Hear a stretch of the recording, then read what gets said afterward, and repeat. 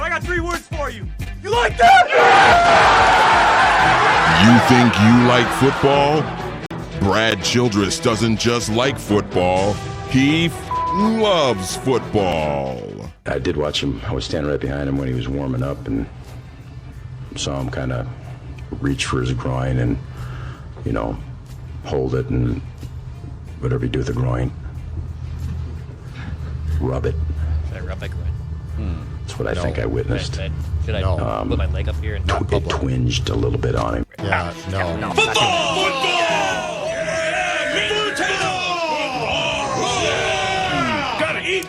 Brad Childress talking about groin twinges is presented by TCL TVs. Enjoy more of what you love here on Purple Daily with TCL. That's a disturbing soundbite right there. The way that he found those deep, baritone notes in his voice. He'd go down. Chad, were you at that presser when he was there for that one? Yeah, I was. I was there. And then at one point, he said he was going to celebrate a win with a vodka the size of Judd's head. That's one of the after they moved into first place lines. for the first time with him as coach. I said, did you do anything to celebrate going to first place? Celebrate with a vodka the size of your head, which in retrospect I now believe to be absolutely true. That's a rough vodka the size of the head too. That's football people don't do anything half-assed, Declan Goff. It's true. Come on! Football! So, real quick, Mel Kiper, we woke up this morning and Mel Kiper just gave us another slice of football Christmas Day, a 4.0 mock with trades from Mel Kiper, and we did that mock and we dissected it on Mackey and Judd today. So if you want our dissection of Mel Kiper's 4.0, check out the Mackey and Judd podcast from today, or check out our other YouTube channel, Score North MN. And later on, I know Declan found sort of a little hybrid mock action from NFL.com that we'll get to. But boys, it's been a while. I think we were so Kirk Cousins heavy in our discussions last season, and we would do a weekly State of Kirk Cousins address, and then we just I think people just listen. We get it. You guys have stated all your opinions about Kirk Cousins, and so we want you to talk about the left guard. And so we listened to you guys, and we moved into the trenches. And it's been a while since we've had a Kirk Cousins conversation. I want to pose a Kirk Cousins question to you guys in just a moment here on Purple Daily. But Declan, first, why don't you tell the masses about your experience with PGA Superstore and how they're going to help you become the next green jacket wearer? Yeah, I did the van fitting experience at the PGA Tour Superstore in Minnetonka. I've been using clubs that are as old, as old as me, basically. I mean, when you're using a wooden driver, it's really tough to get distance. It really is. When I first started playing golf 6 years ago, I was using a wooden driver. I'm not kidding. And you were wearing knickerbockers. Yep. And you were I was smoking high cigarettes. Up socks. Yeah, just a nice little stogue, one of those nice little beret hats. Ben Hogan. Basically, if Bryson DeChambeau weighed 120 pounds, that's basically what I looked like. He actually used to before the pandemic. And you know what?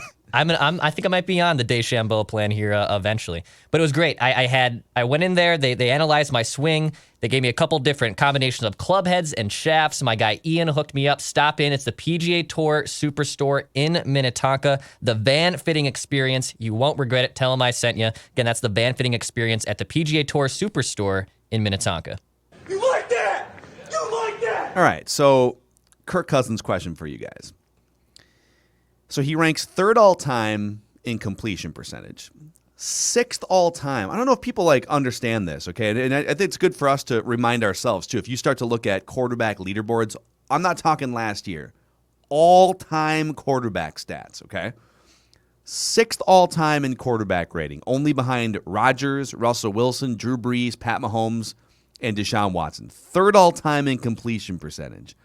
He's 15th all-time even in yards per attempt, ahead of guys like Brady, Breeze, and Peyton Manning. You can take a trip through Kirk Cousins' statistics and NFL all-time career leaderboards, and you can convince yourself these are Hall of Fame caliber numbers. He is top 5, 6 in certain categories of efficiency and even yards per season, just 4,000 plus yards per season. You can convince yourself, wow, these are legitimately great numbers that if they continue could be Hall of Fame caliber numbers. Wow, these are amazing numbers.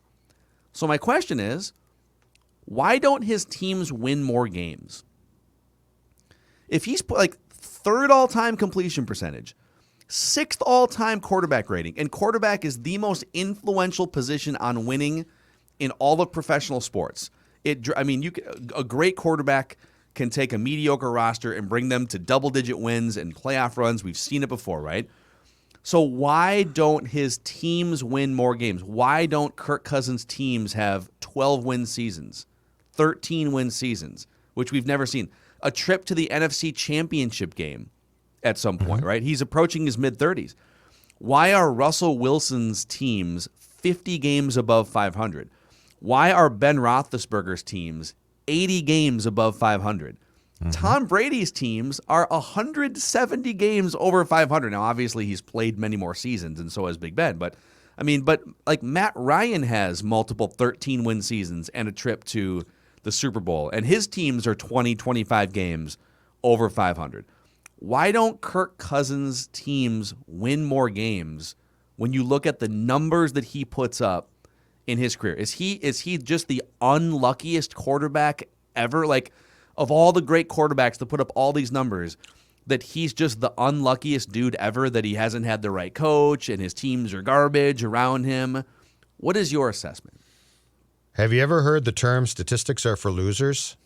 You calling me a loser or Kirk? Yeah. Kirk Cousins is a fantastic box scorer and will always be a fantastic box scorer. And he's the definition of that guy.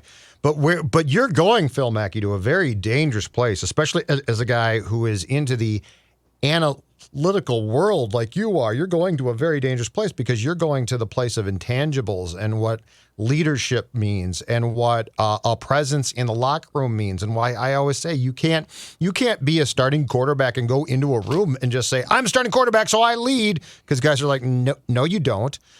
This is literally a conversation that goes into the very, very netherworld of the reason why the Vikings and teammates, and probably most importantly, Mike Zimmer loved Teddy Bridgewater, was why. It wasn't because he put up great stats. It wasn't because he had the best arm. It wasn't because he was going to be the greatest QB statistically. It's because he had the what they call, and this can't be quantified, the it factor, where people followed him and wanted to. And he was good enough to make that work. But what he brought as far as the locker room went and as far as the intangibles went was absolutely enormous. And I'm going to tell you right now, I really believe during the course of the 2017 season, Case Keenum, who again statistically is not great and has been a flop as a starter since 2018 when he certainly got that chance, Case Keenum brought a lot of the same things. He brought a presence that worked. But this is why Kirk Cousins is the poster child for why we can't break down people just based on what they do statistically, and we can't look at just box scores or passing charts or passing records and say that definitively tells me what that player is. This is why in the draft process teams screw up, because they're always trying to get an idea of this guy seems to have it, this guy doesn't. And Kirk Cousins, I don't want to say Kirk Cousins is Jeff George, but Kirk Cousins is very Jeff George-like. Now, I think George was more brash and more of an a-hole than Kirk is as far as being frontal. But think about Jeff George. If you just took Jeff George in his prime, look at the arm, look at the talent, and you tell me that if you looked at Jeff George in his prime, you would have said athletically, that's a Super Bowl quarterback. I would even, just for like a more of even a modern reference, Jay Cutler and Jeff George were always compared to each other, right? Sure. Jay Cutler, wildly yes. talented. His teams over the course of 150 games were 74 and 79. Right, but I mean that's is he just the unluckiest quarterback ever no, with a great of course arm? not. You know? Of course, but I mean you have now stepped into the world of us having to use our brains to sort through exactly what the answer to your question is, and it's not luck. I mean, Kirk Cousins stays healthy. Like if I just gave you the blind, if I took away Kirk's name and I just gave you the games played, the starts, and the stats, you'd say this guy's on track to be in the Hall of Fame possibly. And certainly these are championship statistics. And I can flat out tell you definitively right now as we talk, Kirk Cousins will retire never having won a Super Bowl. And a lot of people that listen and watch would disagree with you and say, no. he doesn't have the offensive line. He doesn't have the coaching that is pouring energy and resources into scheming offensively. He's got a coach that thinks defense, and he doesn't have a left side of the offensive line. And so once he has those things, then now obviously if he has those things, then he would be better than he is in the wins and losses column. And I'm not even trying to pin the wins and losses all on the quarterback, because I get that Drew Brees, when he didn't have – the Saints had the worst defense in the NFL for 3 years, and they went 7-9, 7-9, 7-9. Now, Drew Brees prevented them from going 3-13 because he's a Hall of Famer. And I think what bothers me the most about this discussion, and my biggest pet peeve surrounding Kirk, is that so many people bend over backwards to blame everything around him, right? 6+ years of 500 team records, only a handful of wins against actual good winning teams, and mostly bad putrid numbers from Kirk and bad team performances inside 4 minutes of the fourth quarter. And it's like people bend over backwards to be like, well, I mean, it's not his fault. He's amazing. Go fix this, fix, right? Well, the NFL, if you look up and down the guys that I mentioned, like Russell Wilson, the guys who've been doing it at a Hall of Fame level, in the same statistical bin, by the way, as Kirk Cousins, in terms of just like passer rating and completion percentage and yards per season, the things that people like to cite, and yards per attempt, all the numbers that you would look at on the back of a football card. Sure. Why do those other guys have team records that are, 50, 100 games over 500, and Kirk is a 500 quarterback? His teams are. And I just keep going back to the word that you use, which is intangibles. Maybe, just maybe, Kirk's numbers don't match his influence on winning as much as people think, because maybe he lacks certain intangible skills, whether it's leadership or crunch time ability or poise or anything that, like when Tom Brady, this is going to sound so cliche, but like when Tom Brady walks into a huddle with 3 minutes left in a game and his team needs a touchdown, Tom Brady knows in his mind that they're going to get that touchdown, and he is conveying that to the team, and he is having conversations throughout the week via text, in the locker room, in the meeting rooms, little things here and there. Hey, left guard, hey, be sure you're looking out for this, right? The things that he imparts on a team that you can't quantify, that make that left tackle more confident in that moment, or make that wide receiver more confident what he's supposed to do in that moment. You cannot quantify that on Pro Football Reference or Pro Football Focus.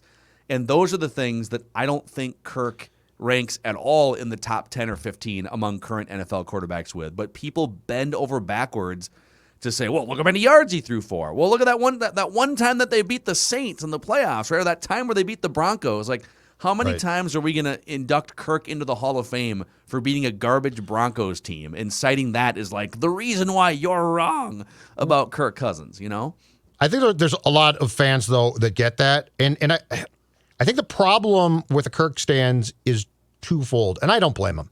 The first one is they're just Vikings fans, and they love the Vikings. And there are fans of teams that really can't, and I'm not saying this for everybody, okay? So do be clear.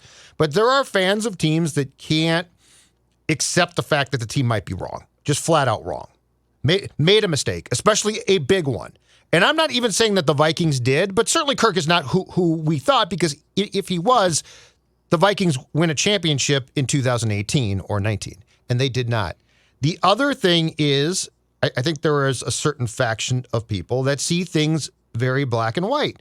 And when you look at Kirk's stats, it doesn't make sense. Like we're having a conversation about things you can't quantify. And there are people that are extremely talented athletically, but get in, if they're down by 4 late in the game, they rally the team around them and they're like, all right, let's go on 3. I'm sure we can do this. And they can't. Then there's guys like Favre, who was wrong a lot of the time, but never had a doubt he was going to score. Like sometimes he didn't. He'd throw a stupid pick. But in his mind, he was always going to score. And then there are the Montanas and Bradys who are usually right, and they do score.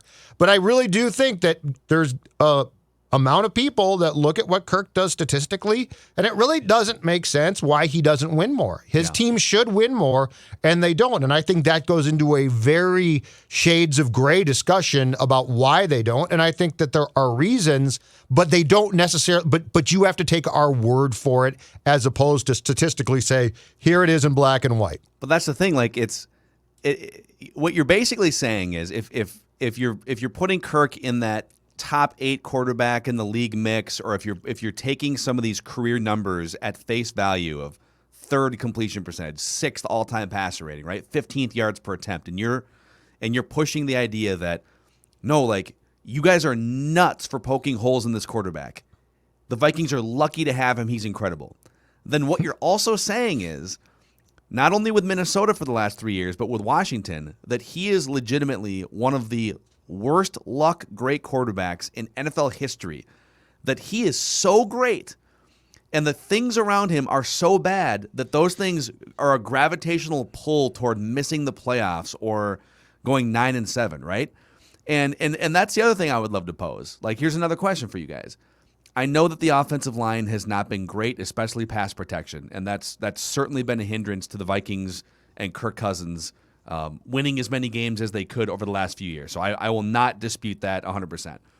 But has Kirk really had it that bad the last 3 years in Minnesota?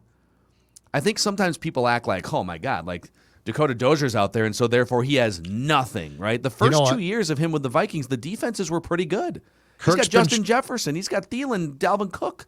Kirk's paid and therefore been treated like he should be able to overcome the obstacles presented to him largely because of his payday. And he can't. And it's almost like the Vikings are like, but dude, you need to. And it feels like they're challenging Kirk at times. And Kirk can't. And that's why we always come back to the discussion of Kirk needs the circumstances around him to be absolutely perfect. And I think the Vikings, and I think common sense prevails and says, no, when you're paid what Kirk is, they aren't going to be perfect. That's the very point of signing you. And so there's this push and pull between those two things of I now look at the line and say, this is inexcusable. What you are doing is you are setting this guy up to fail. Privately, over drinks, I think the comeback from the Vikings would be, no, we're paying him to overcome any problems we present because he's paid so much. Like the team doesn't. The thing about this whole thing is, and this is where I think I'm right, teams don't think like fans talk. Teams don't think.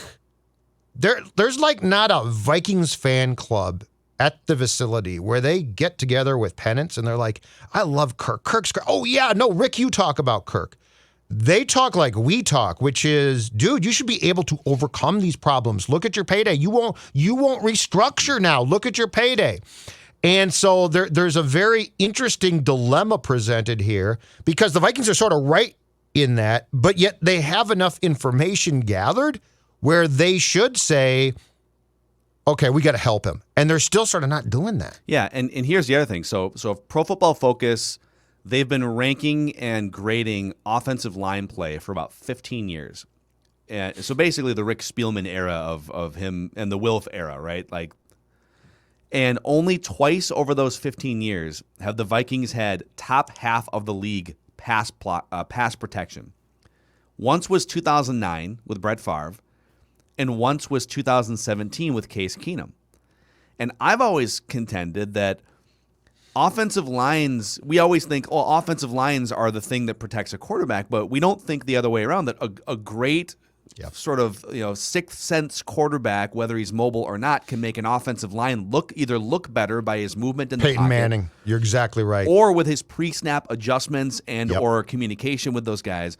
Yep. And Brett Favre was great at all that stuff. I mean, you and I both covered that team in 2009, and he was first guy in, last guy out. He was working with the team, and he was always in the film room and working with players. And he had that savvy, that ability, even though he wasn't as mobile anymore at age 40, he had that ability to just take that one step to get away. Now, that offensive line also had Steve Hutchinson, so it was a good offensive line. Don't get me wrong, and Brian McKinney, but like a good to great quarterback with great pocket sense can make the offensive line look better. And Case Keenum was probably the most mobile guy they've had at that position in a while. He's more mobile than Bridgewater, certainly more mobile than Kirk Cousins. And so I think his ability to be mobile and keep plays alive. Kirk Cousins, according to Pro Football Focus, took the most self-induced sacks of any non-mobile quarterback in the NFL last year. So when you take away like Lamar Jackson, Russell Wilson, that oftentimes run their way into pressure, take those mobile guys off the board. He had the most self-induced pressures and sacks of any quarterback in the NFL because he doesn't have that sense. That's an intangible thing right there that doesn't show up necessarily in a yards per attempt number or some of these other numbers that we've been throwing out there. So, again, I just think we have to be able to separate the numbers that you see popping off the screen from the things that impact winning. Yes, throwing for yards impacts winning. Throwing for a high completion percentage impacts winning. And those are the things that we can quantify. But as a quarterback, there are so many other things that impact winning that we don't get to see. We don't have the full story. We can only make assumptions and read reports and hear things. And it's very clear to me that he lacks in those areas. Some of it's get an offensive line that's better. Some of it's get your defense back. I get that. But when you're in the league for 100 games as a starting quarterback and your team's record is 500, that also reflects on you. So, end rant, I guess. Can I take you back to a game where I think that what we're talking about intangible-wise is crystallized, and it's going to break Dex's heart. So, Dex, I apologize for what I'm about to say because it's going to really bring you down. It might cause you to cry. I don't know. But do you think for 1 second, off the top of your head, that Kirk Cousins could do what Teddy did in the Seattle playoff game in sub-zero temperatures at TCF Bank Stadium leading up to the Blair Walsh miss, okay? Teddy took that team down the field. And he did it because of the abilities that we're talking about, which is not the greatest quarterback, not the greatest arm. That was a drive that to me was driven largely by a young quarterback through intangibles and a belief around him from his teammates that he could do that. And yes, they missed the field goal. I get that. But that's the exact type of thing where you watched that drive and you said to yourself, okay, I get it now. Like, let's stop talking about the deep ball. Let's stop harping on what he can't do. What he can do is he can rally a team around him, and he's got ability. I'm not trying to say he didn't. He did.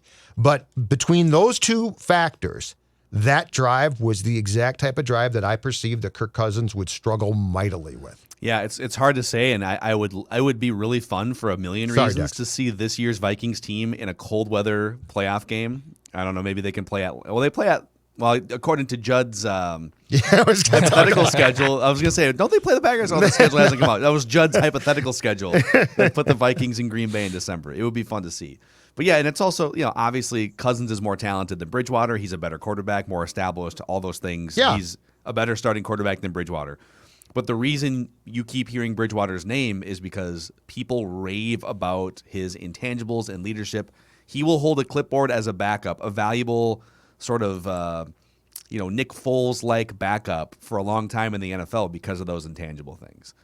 So, I don't know. I mean, Dex, are we being too hard on Kirk Cousins here? Because I think you're probably the highest on Kirk Cousins among the three of us. None of us are are in the Kirk cult. I would say I'm highest by default, and not pun intended either. But at the same time, in general, to your last question, has he had good offensive lines here? No, it's been below average. It's been below. You want to put the sum of the 3 seasons, it's been below average offensive lines. Now, the infrastructure around him, the defense was damn good in 18 and 19. It completely collapsed last season. So I think the hardest part is, well, if the defense was really good in 18, good in 19, but then awful in 2020, and all the records are pretty much basically the same, right? You're between 8 and 10 wins. You're pretty. That's the difference between 1 or 2 different games. It's hard to really get too upset with him, but also, like, dude, rise up. Like, for once, just rise up. We've seen it a few times in the Cowboys game.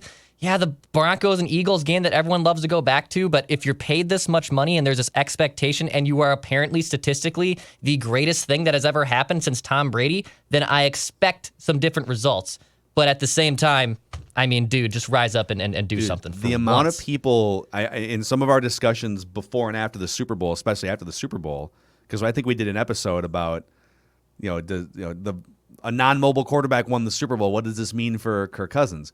If you're looking at the numbers and you're looking at the mobility and saying, well, I mean, if Tom Brady can do it, you're missing out on a treasure trove of intangible things.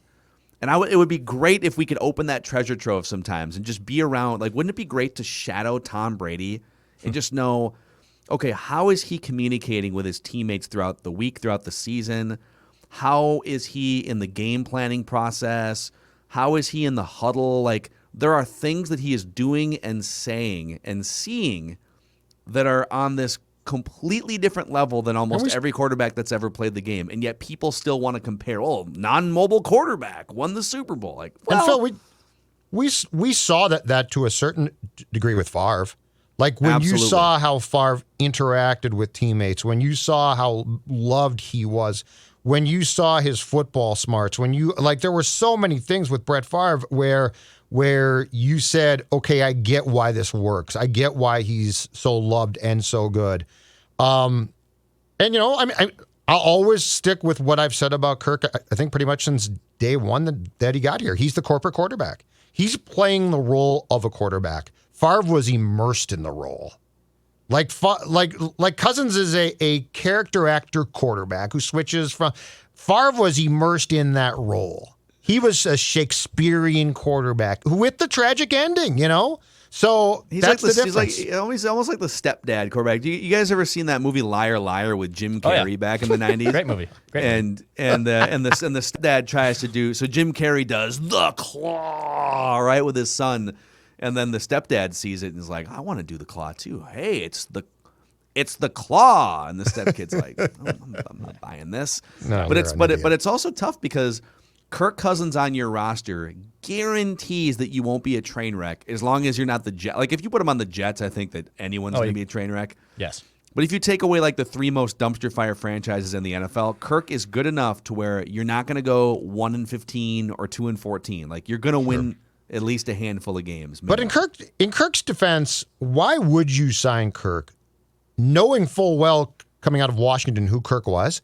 Why would you sign him and not surround him with everything he needs? I don't know that they fully knew. I think they thought, all right, let's get him out of Washington, because Washington was a little dumpster fiery too. Not completely, but they won a few games here and there. They went to the playoffs once, I think, with Kirk.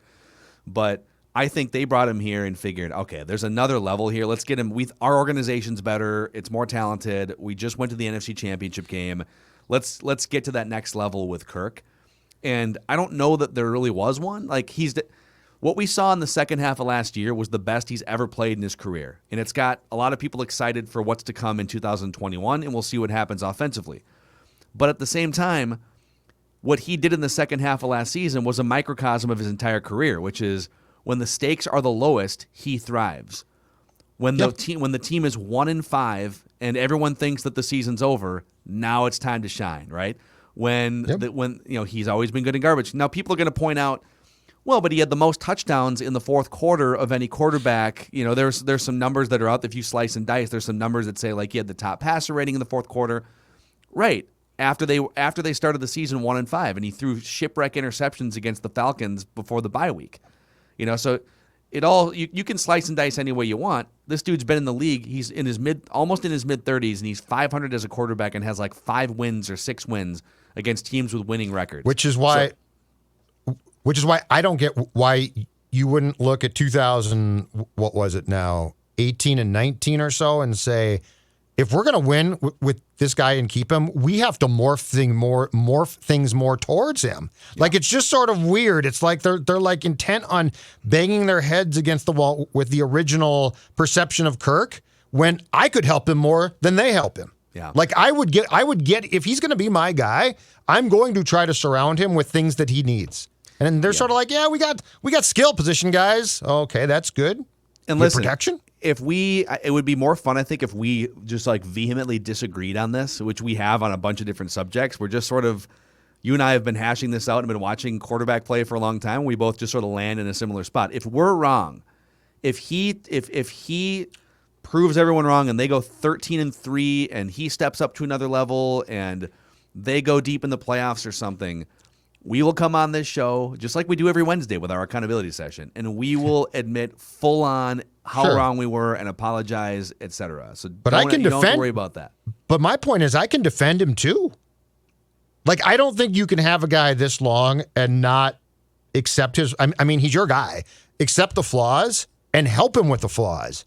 And in many ways, what the Vikings are doing is still saying, we signed you to be this guy, and I understand he makes a ton, and that's a problem, but it's just sort of weird to continue to beat your head against the wall if you're the Vikings when you know what the problems are and you're like, yeah, we're still not going to solve them. Yep. That's what's sort of odd to me. Yep. And now, maybe they go and sign Russell Okung and they draft a left guard that makes you feel good or whatever. And now it's on. And we'll see. They still have some wiggle room financially, and they have a draft pick in the top 15. So Speaking of that, by the way, that was good. It was very therapeutic. I appreciate you guys indulging those Kirk Cousins questions. Declan has a hybrid mock he's going to throw at us here in a second, but that state of Kirk Cousins discussion was powered by our friends at Federated Mutual Insurance Company. So if you're a business owner, and I've been one myself in my life, I know what goes into it. You love running a business. You get some more freedom in your life, but you're also grinding every day. You're solving problems. You're taking care of employees. It helps tremendously to have an insurance company that gives you peace of mind as you navigate the challenges of running a business. Visit federatedinsurance.com to find your local representative. And remember, at Federated, it's our business to protect yours. All right, Dex. All right. So here's what we got here. We got a hybrid mock from Chad Reuter of NFL.com. And Emor does here the ideal top 2 picks for the Minnesota Vikings in the draft. And he's not necessarily going with trades. Try to zoom in a little bit so you guys can see, our audience can see us a little bit. But he has Christian Darrisaw and Kyle Trask as the top 2 most ideal picks for the Vikings this season. This is what he says on the write-up. Picking up the 3rd best left tackle in the draft at number 14 would be ideal following the departure of veteran Riley Reiff. Quarterback Kirk Cousins will value Darrishaw's strength in pass protection, and his agility and power in the run game will be appreciated by stud back Dalvin Cook. Trask reminds me of Nick Foles, projecting as a solid backup for Cousins in the short term and potentially working his way into a starting role in time. So your guys' thoughts on if Christian Darrisaw and Kyle Trask would be the top 2 ideal picks for the Vikings in this year's draft. So Trask would in this scenario, have to fall to the 3rd round as well. I actually, you know what? I'd be fine. I'd be fine there because the quarterback shot that you'd be taking if Trask did fall to the 3rd round, Phil, is a good idea. I actually, if this unfolds, I would applaud the Vikings as having at least gone in the right direction with those top 2 picks. I love this, man. If they get a potential franchise left tackle with the 14th pick, and then they get a guy that could be, I don't know, I don't think he's for sure going to be your quarterback of the future. There's enough flaws there to where he would fall into the 3rd round, but maybe you give yourself a 25% shot at a franchise quarterback of the future and somebody that gives you a little hope and maybe a little bit of excitement. Right now, this is going to sound a little bit hokey, but I just want a little excitement at that backup quarterback spot, too. It's nice to know that when your starting quarterback gets into his mid-30s and he's emerging upon free agency with a huge cap hit that, you got something back there besides Sean Mannion that you could... Your Nate Stanley hope has grown old. You just don't want to embrace a Hawkeye. Yeah, I'm good on Nate Stanley. One of our Vent Line guys just combined their names, Browning and Stanley. Was that Jake Stanley. Oh no, I meant Nate. I was like, you can just combine them. They're the same. They are the same person. Guy. They're the same person, dude. It's all good. Christian Darrisaw, Kyle Trask. I think sign me up. Sign me up for that.